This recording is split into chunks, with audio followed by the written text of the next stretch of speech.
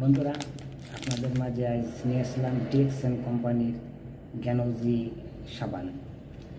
এই সাবানের কালার যারা ডিএক্সএন করেন তারাই দেখেছেন, যারা ডিএক্সএন না করেন তারা কখনোই এই সাবান দেখেননি।